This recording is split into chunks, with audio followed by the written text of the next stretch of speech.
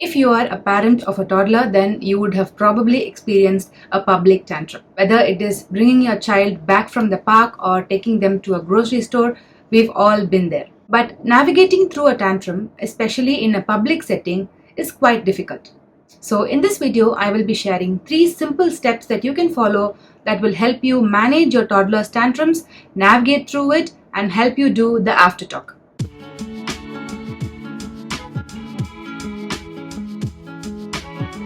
Hey guys, welcome back to my channel. Hope you're all doing good. If you're seeing me for the first time, welcome. My name is Malvika and I'm a mommy of 2. In this channel, I will be helping you gear through motherhood, parenting and baby care with confidence and ease. So that being said, let's jump right into today's video. So let us see the 3 simple steps that we can follow that will help us manage our toddler's tantrums in public. Step number 1 is being prepared. As a parent, you know your child's routine, right? You know when your toddler falls asleep, you know when they have their food, you know when they have their snack, when they go out for outdoor play. So depending on their schedule, make sure you plan yours. Now you will have family around you telling it's not a big deal, your toddler is just 2, just go with the flow and he will be fine. But most often than not, that is not the case. And your toddler is going to be a toddler only for a couple of years. So make sure you plan your day and prepare yourself well ahead of time so that you and your toddler have a comfortable day. Now, if you think about it, taking your toddler out involves 3 major plans to be in place. Number 1, backup for food, backup for favorite snacks, and a safe space for sleep. Now, most of the times, these 3 things are the main reasons for your toddler's tantrums in the first place. So if you have backup plans already ready, then it will be easy for you to manage your toddler. In my case, whenever we go out, even if it is for dinner, like after 6 p.m. or 7 p.m., I still carry a box of snacks. I have a 5-year-old and a 2.5-year-old. So you can imagine, you never know what will happen. So it's always best to have their favorite snack or some fruits packed in advance so that you can use it during the right time. The second thing that you will have to pack is a couple of your toddler's favorite toys. Now you can place this in your diaper bag because that is the bag that you will take everywhere once you have a toddler and you will never miss packing one too. So you can have a couple of favorite toys and books in the diaper bag so that you can use it whenever you want. Whenever you feel like your toddler is reaching the tantrum zone, you can use those toys and save a lot of time. Number 3 will be a safe space for your baby to sleep. Now when we take a full day's outing or when we go for vacation, I always make sure that I have a baby carrier wrapped and packed in my bag so that when it's time for my baby to sleep, I use the carrier and he comfortably sleeps on me for at least an hour. My boys are very light sleepers, so I had to plan well in advance and make sure the nap time doesn't get affected at all. Now, if you have children who go with the flow and they are fine if the nap time is delayed for a bit, then you are blessed. But if you have light sleepers just like me, then it's better to pack or at least have a stroller with you so that you can put your toddler to sleep in a stroller. Sometimes, even after planning and preparing so much, your child tends to throw a tantrum, and that is fine too because they are still just 2 or 3-year-olds and they are still figuring things out. So it's okay if they still melt down, but make sure you're always prepared. Usually there are 2 types of toddlers. One who is always structured and they always like to follow routine, and the second one always goes with the flow. I have one of each. My firstborn is somebody who likes to follow routines and structures so much he does it every single day without getting bored. On the other hand, my second one, he usually goes with the flow. He's not that easily bothered when his nap time is delayed or when he gets the food late. He just adjusts and then he goes with the flow. So you know how your toddler's temperament is, right? So depending on that, you can plan and prepare accordingly. So this will be step number 1. That is being prepared for all kinds of scenarios when you take them out, have all the essential backup and then hope for the best. Step number 2 is managing your toddler's tantrum. This is the most difficult part of the strategy because you will also be very vulnerable that time, so it's very difficult to manage your toddler's tantrums yourself, but there is no other way. You will have to go with it. Now let's say you did everything, you packed your bags and you are very well prepared for the outing. You have your toddler's favorite snacks, you have their favorite toys, you have a backup books and everything in the list, but still your toddler ended up melting down. Welcome to parenthood. This is inevitable. It is going to happen once in a while. So don't freak out, stay calm, and then we will go through it together. The first thing that you will have to do is make sure you forget your surroundings, because usually when we are at home and we are going to deal with our toddler's tantrums, we tend to be more calm and relaxed because we know there is nobody else judging us. But it's not the same in a public setting. Usually, when you're in a grocery store or when you go shopping and your toddler throws a tantrum, people will drop what they're doing and stare at you. They will judge you and your baby for being loud and distracting. So forget about them. You are doing this for the welfare of your child. Keep this in mind. Block out all the unnecessary people in that particular scenario and just focus on you and your toddler. The next thing that you will be doing is making sure that you react the exact way you react at home.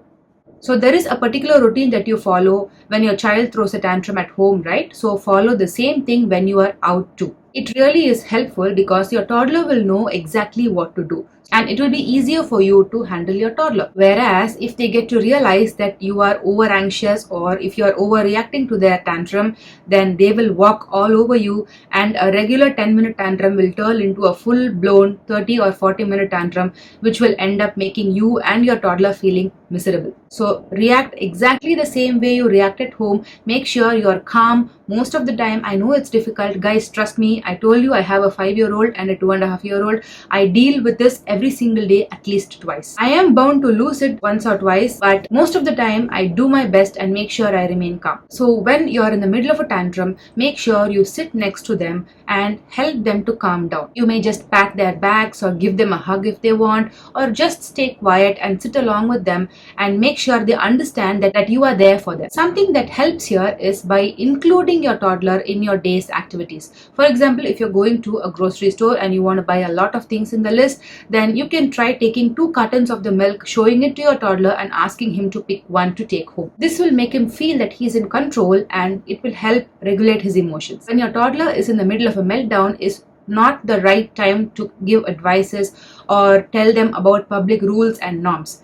They are not going to listen to you. Their brain is still focusing on the tantrum. So make sure you are quiet. That is not the time for advices or explanation about things, and try to wait for your toddler to finish crying or screaming, and then you're good to go. If you are in a place where you are able to walk out, then please go ahead and do it. It's okay if you miss a couple of minutes of the fun, but it's important that you get your toddler on board so that your day goes as planned. For example, if you're in the movies or if you're at a friend's place or at a birthday party, it's quite easy for you to bring your toddler out of the picture and then allow them to scream and cry and let their emotions all out, get them to the usual level and then bring them back. But there are cases when you are stuck in a place where you cannot go out of, like for example in a flight, you cannot deboard just because your toddler is throwing a tantrum, right?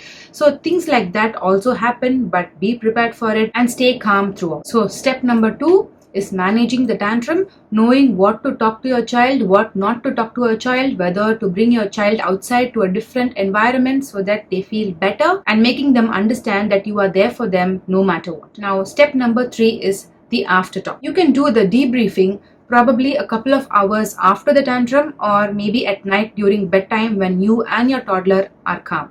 First of all, applaud them, telling about all the right things that they did during the tantrum, and gradually move over to things that you could have changed or done better. Trust me, this talks helps you and your toddler feel better. Debriefing is just having a heart-to-heart with your toddler, letting them know that you are there for them, you love them no matter what, even if they are angry, sad, frustrated, or even if they screamed and yelled at you, you will love them forever. Now, let's assume that your toddler wanted to play for a while in the park and it started to rain, so you had to bring them back home. You can try telling them like, yes, mommy understood that you were upset, you wanted to play with your friends, right? But it started to rain, and do you think it's safe to stay in the park when it rains? And by doing so, you're allowing your toddler to think whether he did the right thing or not. Or if your toddler suddenly asks for a candy in the middle of the day and it's time for lunch already, instead of saying no chocolate for you or no candy for you at this time, you can just say, this is not the right time to have candy, darling. Mummy has already made lunch. Do you want to start with rice or you want to start with vegetables first? And you give them the choice. So this will help them to snap out of the tantrum, and once they get to choose what they want to eat first, it makes them feel good and powerful. It's very important to show them that their big feelings doesn't bother you, and they should know that feeling upset, sad and angry is very normal, is a part of life, and they should know how best to react to it. Personally, when it comes to step 1 and step 3, I do it pretty well. I do excellent preparation well in advance, and I do the debriefing also very well. But when it comes to managing the tantrum, that is a hard thing for me. Most of the time I stay calm. I try to be calm as much as possible, but sometimes I lose it. I'm also human, right? But it's okay. I feel bad that night, but next day I try to be a better version of myself. Always remember, mummies and daddies, this is just a phase. After many years, you're going to miss this phase when they are all grown up and they don't want to spend their time with you. They want to go out with friends and have fun. That time we will definitely think about this phase and enjoy. I know it's hard, especially when we have so much work to get done. We are already stressful as it is, and when you have to deal with a toddler's tantrum, it can be exhausting. But trust me, if you follow the right steps and when they also realize that it's okay to feel upset in front of mommy and daddy, they will also start to feel better. And when they see you staying calm during your difficult situations, they will also grow up to be calm during their difficult situations, which is what we need. So that's it, guys. I think we have come to the end of this video. If I have missed to tell about anything else, please feel free to comment here. Other fellow mommies will also find this useful. So if you enjoyed watching this video, make sure you hit the subscribe button and share this video with your friends. For any questions, you can DM me on Instagram. I will leave my Instagram ID below in the description box for you. I will be back with yet another entertaining video. Till then, bye.